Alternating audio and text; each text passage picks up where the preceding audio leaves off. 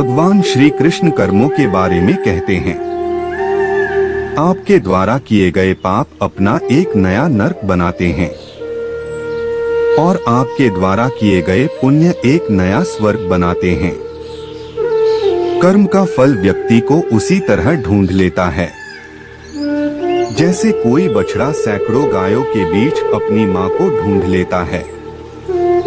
बुरे कर्म करने नहीं पड़ते हैं, हो जाते हैं, और अच्छे कर्म होते नहीं करने पड़ते हैं।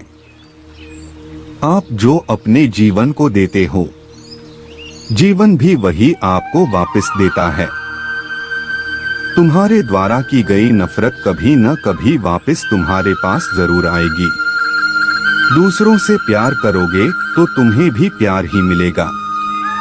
हमें हमेशा सकारात्मक चीजों को देखना चाहिए और सकारात्मक सोच रखना चाहिए, क्योंकि यह हमारे अस्तित्व को लोभ्य रूप, रंग और आकार की एक अनंत विविधता के साथ प्राकृतिक दुनिया के देवताओं को निहारें और कई और चमत्कार पहले कभी प्रकट नहीं हुए।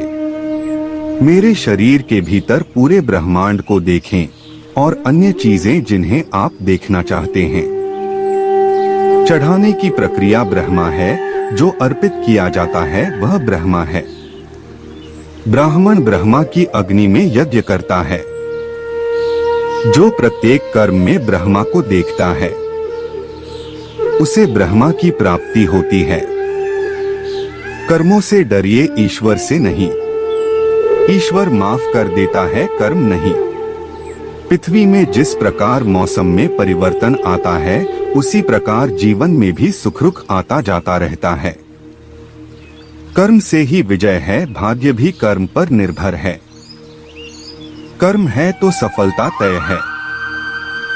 क्रोध और स्वार्थी इच्छा से मुक्त, मन में एकाकार, जो योग के मार्ग का अनुसरण करते हैं और स्वयं को महसूस करते हैं, वे उस सर्वोच्च स्थिति में हमेशा के लिए स्थापित हो जाते हैं।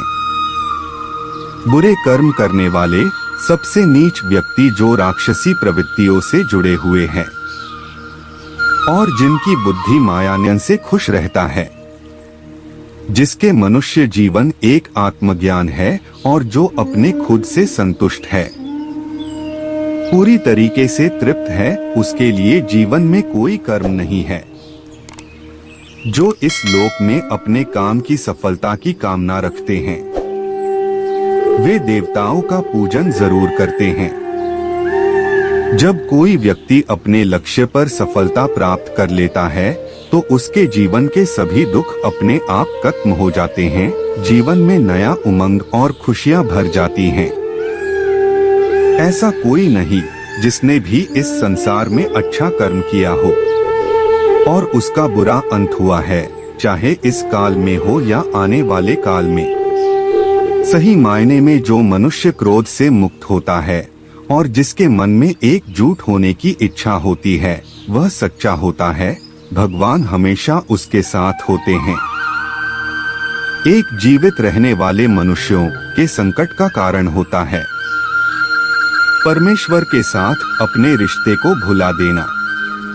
जो मासूम होते हैं उन्हें कर्मा इनाम का हकदार बनाता है, लेकिन जो विश्वासघातक वस्तुओं को वैसे ही आने देता है जैसे हो जाता है। कोई भी इंसान जन्म से नहीं बल्कि अपने कर्मों से महान बनता है। जीवन में कभी भी गुस्सा ना करें, यह आपके जीवन के ध्वंस कर देगा। जीवन में कल्पना करना छोड़कर असली दुनिया पर नजर डालना बहुत जरूरी है, क्योंकि कल्पना बाद में बहुत दुखदायी होती है। हमारी गलती अंतिम वास्तविकता के लिए यह ले जा रहा है, जैसे सपने देखने वाला यह सोचता है कि उसके सपने के अलावा और कुछ भी सत्य नहीं है।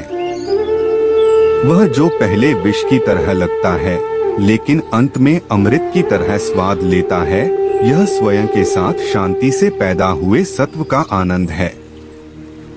जब भी धर्म का ह्रास होता है और जीवन का उद्देश्य भूल जाता है, तो मैं स्वयं को पृथ्वी पर प्रकट करता हूँ। मैं हर युग में अच्छाई की रक्षा, बुराई को नष्ट करने और धर्म की स्थापना के लिए पैदा हुआ हूँ। हमारे अंतर मन की शक्ति और सोच ही असली है। बाहर का शरीर मात्र एक काल्पनिक रूप है जो हमको इस दुनिया में एक ढांचा देता है। दिल में दया की तरह अडिग रहता है। कर्म का अर्थ आशय में है। कार्रवाई के पीछे की मंशा मायने रखती है।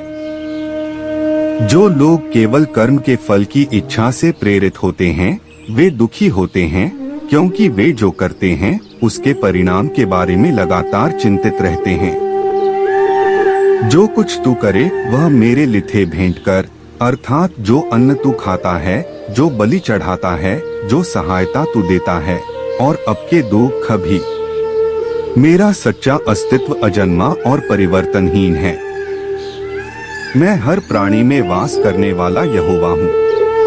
मैं अपनी माया के बल से अपने को एक सीमित रूप में प्रकट करता हूँ। इस दुनिया में काम करो अर्जुन, अपने भीतर स्थापित एक आदमी के रूप में, स्वार्थी लगाव के बिना और सफलता और हार में तो समय के साथ साथ दुनिया से भी आपको कुछ अच्छा मिलेगा। यही कर्मा है। प्रत्येक अपराध और हर दयालुता से हम अपने भविष्य को जन्म देते हैं। हमने जो कर्म किए हैं उसका परिणाम हमारे पास आता ही आता है, आज, कल, 100 साल बाद या फिर 100 जन्म के बाद। हर किसी को कर्म भोगना पड़ता है। अच्छा या बुरा कर्म की पहचान समय खुद देता है। प्रशंसा और अपमान मनुष्य द्वारा अर्जित की गई कर्मा से निर्देशित होता है। किसी को डर है कि भगवान देख रहा है और किसी को भरोसा है कि भगवान देख रहा है। कर्म अपने सबको याद होते हैं, नहीं तो गंगा किनारे यूं ही भीड़ नहीं होती।